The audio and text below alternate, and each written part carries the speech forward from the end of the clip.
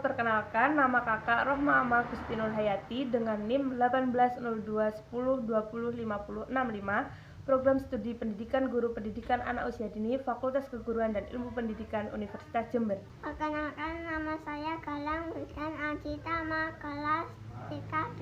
Di sini kakak akan membawakan sebuah cerita, tapi sebelum itu kakak akan menjelaskan sedikit tentang wabah virus corona yang saat ini sedang terjadi di Indonesia.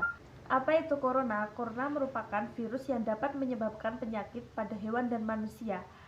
Virus ini dapat menyebabkan penyakit menular. Kita dapat mencegah penyebaran virus corona tersebut dengan sering mencuci tangan pakai sabun, menggunakan masker ketika keluar rumah, rajin berolahraga, menjaga kebersihan, hindari kerumunan, tidak menyentuh mata, hidung dan mulut.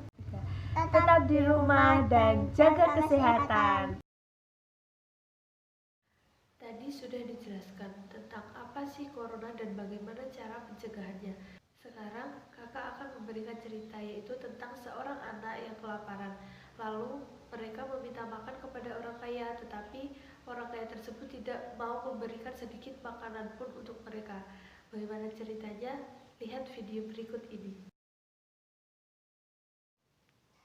Di sebuah kampung miskin dekat dengan hutan, banyak pepohonan besar, rumput lebat, dan binatang-binatang buas, tinggallah seorang kepala keluarga yang bekerja sebagai tukang tebang pohon.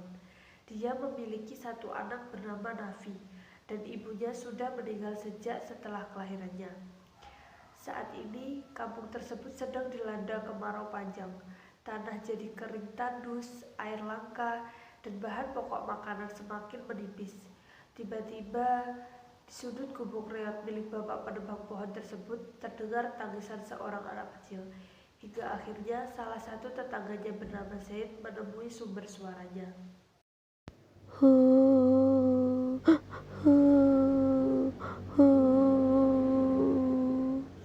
Ada apa, Nafi? Kenapa kamu menangis? Ya Allah, perutku sakit sekali perutku. Apa kamu sudah pergi ke dokter untuk periksa perutmu? Untuk apa aku periksa? Aku sakit bukan karena penyakit kok.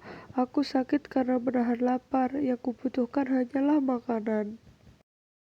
Astagfirullah, bersabar Nafi. Ya sudah, biar aku carikan makanan dulu untukmu. Bertahanlah Nafi. Tidak usah Zaid, terima kasih. Semoga Allah menjagamu. Biarkan saja aku akan mencari sendiri. Tapi aku bingung harus kemana. Wah, aku pingin banget menolong teman. Tidak apa-apa, biar aku carikan makanan di rumah. Zaid, tidak usah. Nanti keluarga kamu makan apa? Kita kan sama-sama susah hidup di kampung miskin. Bagaimana kalau kita ke rumah Yusuf dan Lala? Mereka kan anak orang kaya. Bisa jadi mereka masih menyimpan makanan di rumahnya.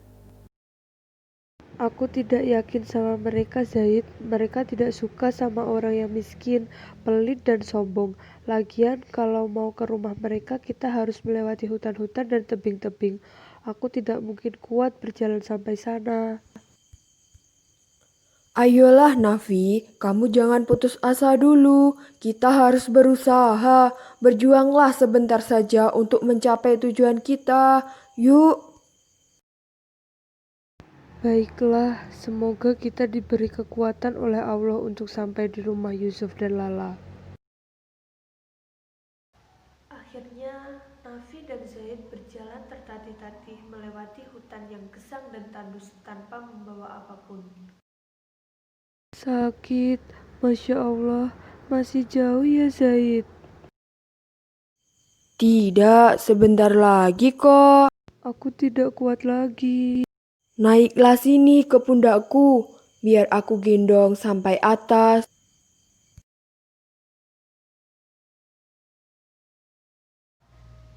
Hingga akhirnya sampailah di rumah Yusuf dan Lala.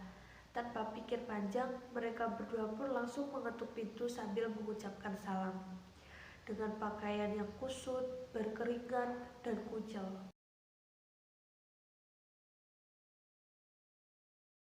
Assalamualaikum.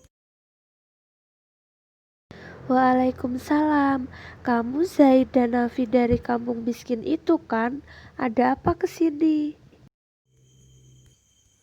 Iya Lala, aku dan Nafi ke sini karena kampung kami sedang dilanda kekeringan dan kami sudah tidak mempunyai bahan makanan lagi. Apakah aku boleh meminta sedekah darimu? Saya sih boleh-boleh saja karena kita kan satu kelas. Tapi ibu saya dan ayah saya lagi di kantor. Saya izin dulu sama ibu dan ayah lewat telepon. Tunggu ya. Lala pun masuk rumah, namun dicegah langsung oleh Yusuf, sang kakak Lala. Lala, usir mereka berdua. Jangan beri mereka makan. Usir saja mereka. Mereka itu orang miskin yang kumuh. Ternyata suara keras dari Yusuf tersebut terdengar oleh Nafi dan Zaid. Nafi dan Zaid pun sangat sedih. Lalu Lala menemui mereka berdua ke depan pintu. Maaf Zaid, kami tidak bisa memberi kamu makan. Silakan pergi sebelum kakak saya marah lagi. Setelah mendapatkan perlakuan yang buruk dari teman kayanya tersebut, akhirnya Zaid dan Nafi pergi. Namun perjuangan mereka tidak akan terbalas dengan kesia-siaan. Qadarullah, tiba-tiba datang seorang kakek yang miskin, kerjanya jualan sayur di gerobak reot. Beliau pun menawarkan makanan kecilnya.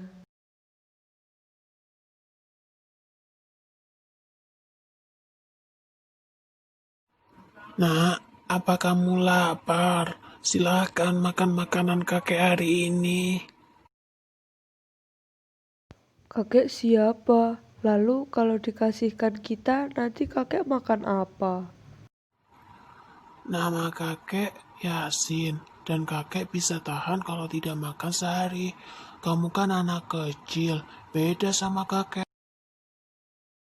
Alhamdulillah, makasih banget kakek sudah ngasih nasi bungkus. Oh iya, kakek kenapa kok orang yang kaya malah sombong dan tidak mau berbagi sama yang lemah? Nah, itulah ujian orang kaya. Biasanya, kalau sudah kaya, dia lupa kalau yang memberi rizki itu Allah, sehingga tidak ada kasih sayang sama yang lemah. Terus kapan mereka yang lupa sama Allah akan mengingat Allah kembali? Nanti, kalau rezeki mereka sudah ditarik sama Allah, atau saat sudah di alam kubur. Astagfirullah. Na'udzubillah ya Allah. Semoga nanti kalau kami kaya tidak lupa sama Allah dan suka mengasihi orang yang lemah. Amin, anak soleh. Itulah sepenggal drama singkat yang bisa saya sampaikan. Pelajaran yang dapat diambil adalah rasa sayang kita terhadap teman yang kesusahan, sifat yang mau membantu, dan karakter yang pemberani serta penuh perjuangan demi menolong teman. Semoga cerita ini dapat menjadi inspirasi untuk teman-teman semua. Ingatlah, berbagi itu indah. Terima kasih, semoga bermanfaat. Jangan lupa di like, comment, share, and subscribe.